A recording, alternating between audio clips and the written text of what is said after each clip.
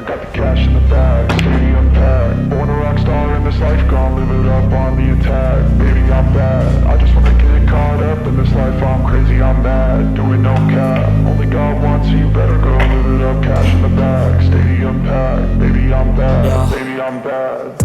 I just wanna stay bad, stay mad. Chip on my shoulder cause they treat me like an outcast. I ain't gonna take that, stay back. I'll be swinging hard till the hits come in all caps. I ain't gonna lay back, pray that someone's gonna help me. Ain't nobody like that. I ain't gonna wait, that's all fact. Give me one shot and I'll never get the throne back. I'm sick of being cautious. I'ma go cause something, can't stop this. I'ma steal everybody's lane, call it shoplift. Sick of hearing everyone complain when they thoughtless.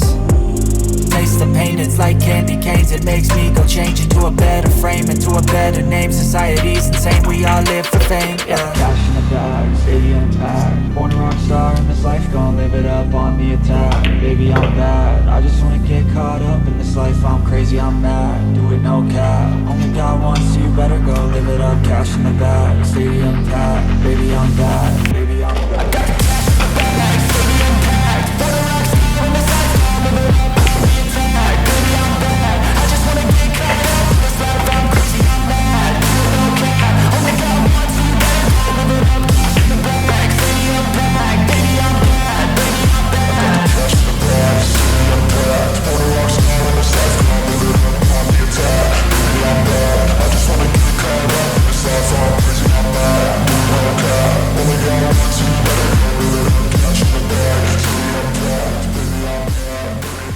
Hey, I know that's not everyone's type of music, but it's all about the message. You gotta hear the message. You gotta hear the message.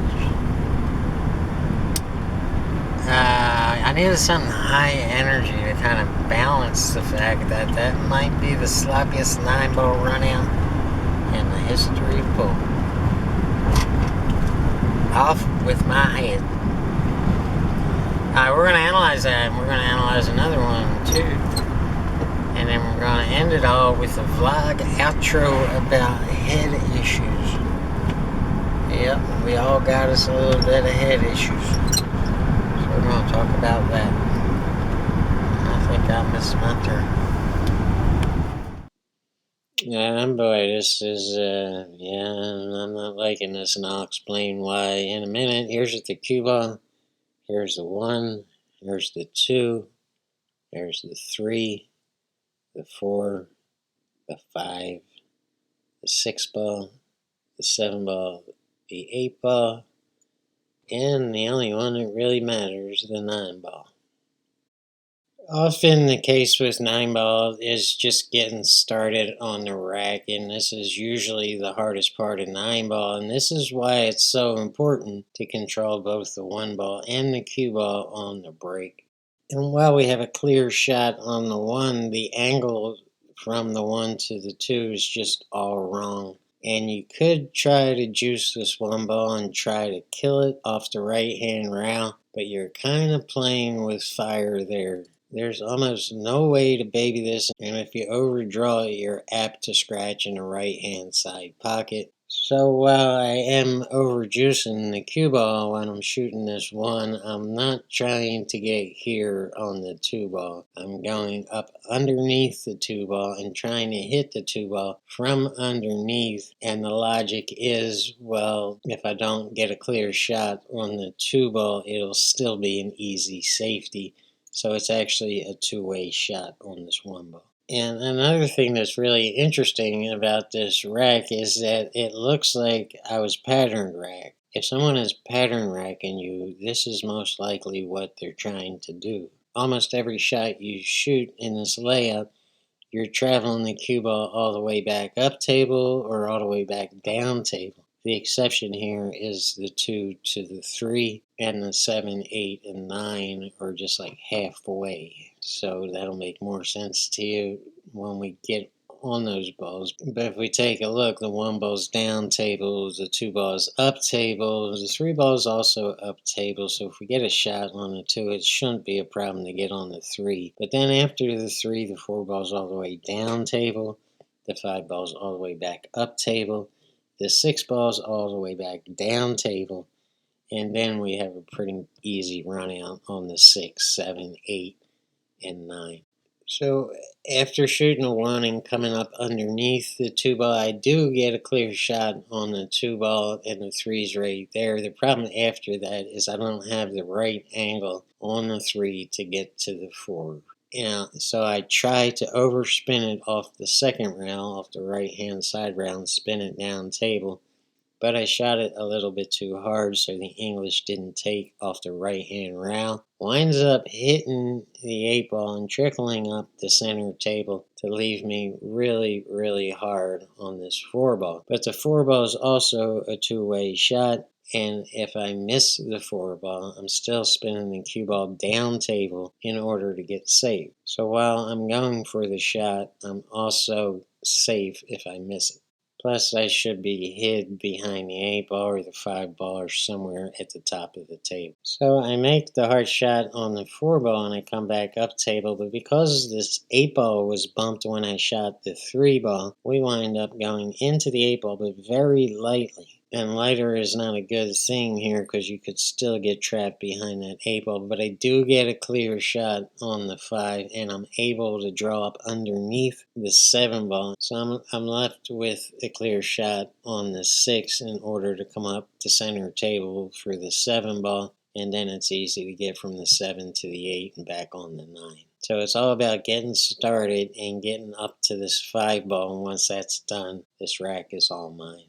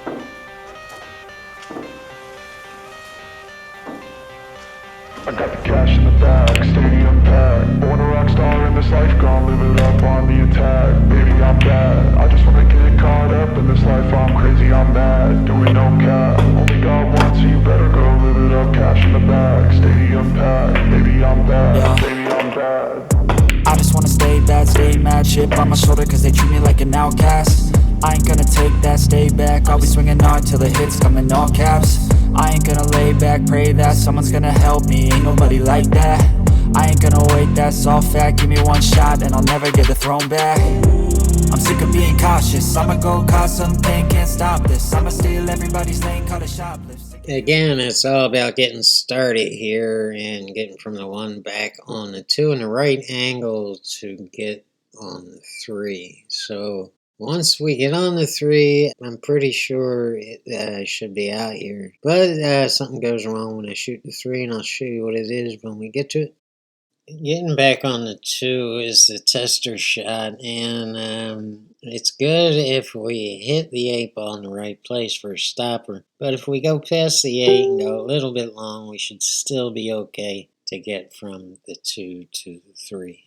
So I wind up hitting the 8 and knocking it closer to the left-hand bottom corner pocket. But I'm a little bit steep on the 2, and I figure the best way to shoot this, instead of going down the center of the table, I'm putting some right hand English on it, forcing it to the right hand side rail. And it's better this way because now you're creeping in to the 3-ball line instead of, crossing it real sharply. So your margin of error is a little higher if you go off that right hand side rail to get on the 3. And I wind up a little bit on the left-hand side of the 3, but that's good. And now all I have to do is put a lot of left-hand English on the 3-ball shot to get a little bit underneath or on the left-hand side of the 4, so I can use that left-hand side rail to bounce off of and get right on the 5. But anyway I go, that 6-ball is a big ball and a real nuisance to get right on the 5.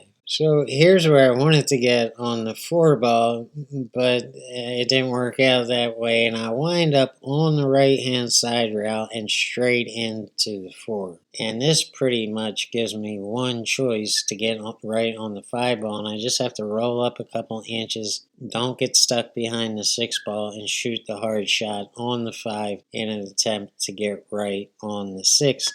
And we're shooting the 6 in the top left-hand corner pocket, so we can use the left-hand side rail again to get right on the 7. And I get a little too far on the right-hand side of the 7-ball line, so now I'm forced to just stun draw it into the left-hand side rail and bounce off to get on the right-hand side of the 8-ball line so I can get back up table to shoot that 9-ball. And when I shoot the 8, I wind up hitting the 9, so I got a little bit of a roll on the 9-ball and wound up getting an easy shot to win the game. So yeah, it's another tough rack, 2 in a row now, but I got through them with minimal amount of problems. Let's just chalk it up to not being pretty and having to work harder than I wanted to work, but a lot of times working harder than you want to work works out for you. And there it is. Some are going to be pretty, some are not going to be pretty at all. And that one was not pretty.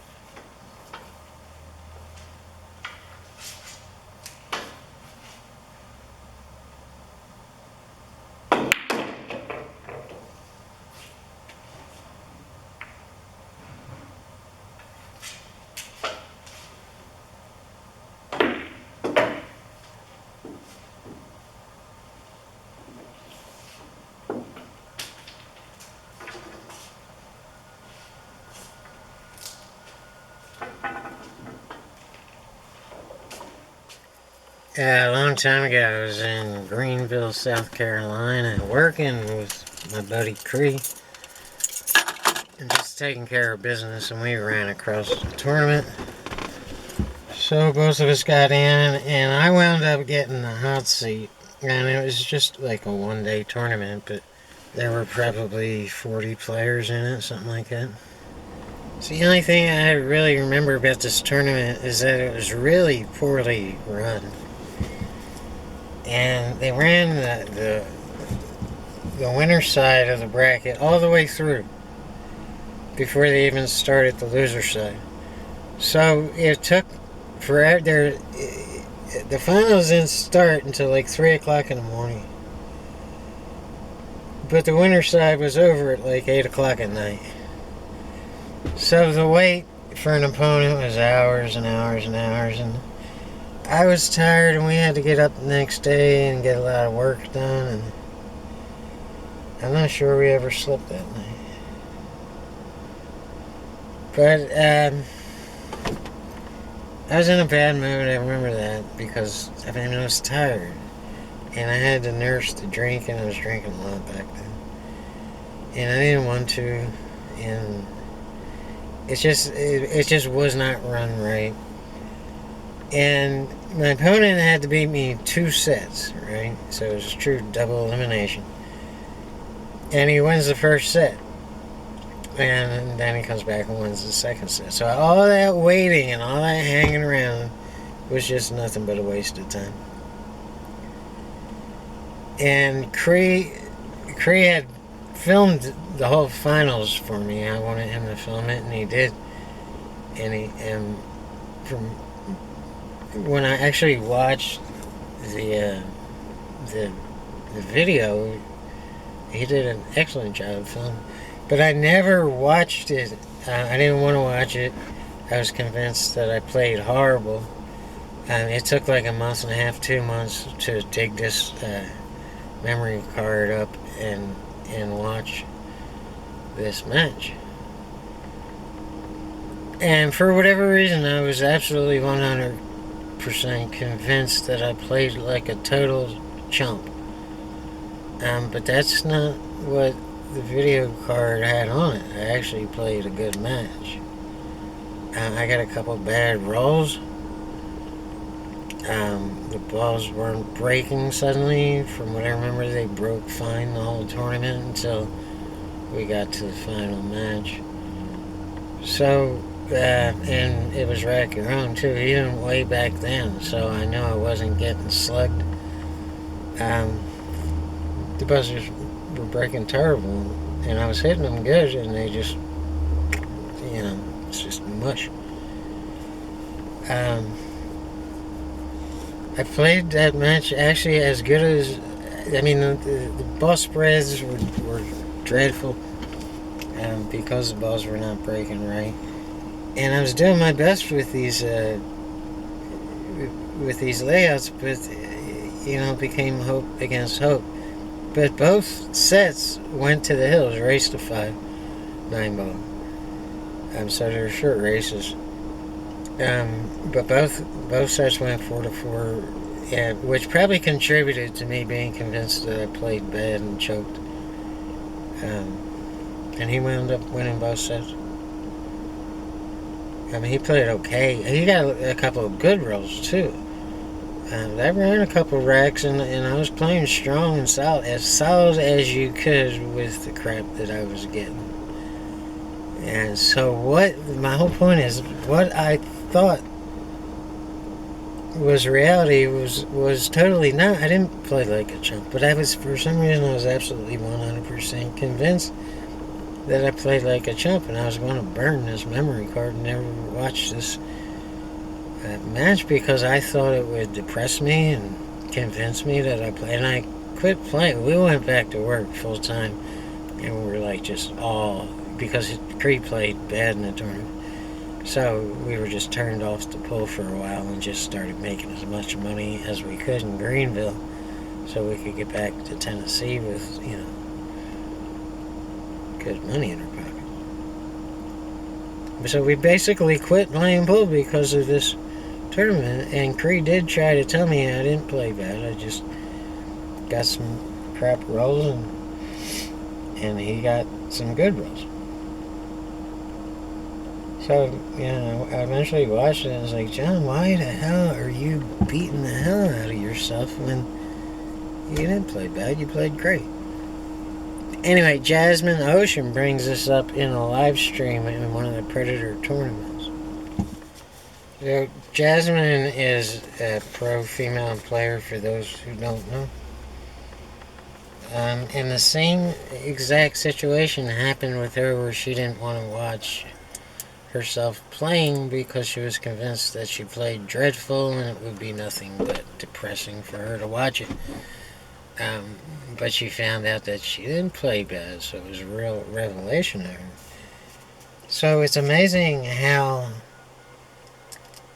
and a player is there, they're actually doing it. But it's amazing how off base and distorted it can be in your head when you lose a match. And, missing one ball in 10 games is not playing bad.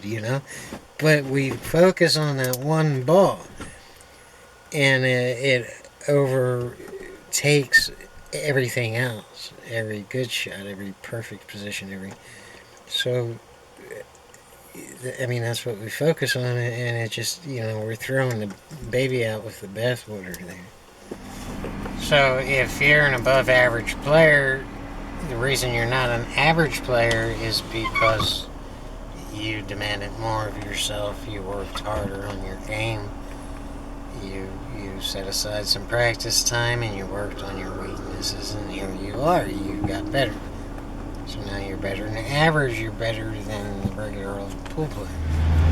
So that strategy works, obviously, right? Being harder on yourself, working harder, it all works. And we improve, and now we're better than average.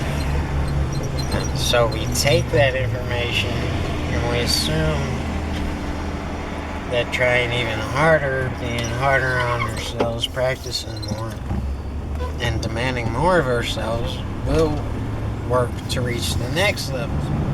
So we're no longer comparing ourselves with average players, we're comparing ourselves with people in our league and above average players. And that works too, so naturally we continue with that same strategy. So it's work harder, demand more, and expect better results. So the process keeps on going and going like that, and over the years we become pretty competent players and borderline shortstop players, and now we're comparing ourselves with the greatest players in the world. And not just the greatest players, but like the top 10 greatest players.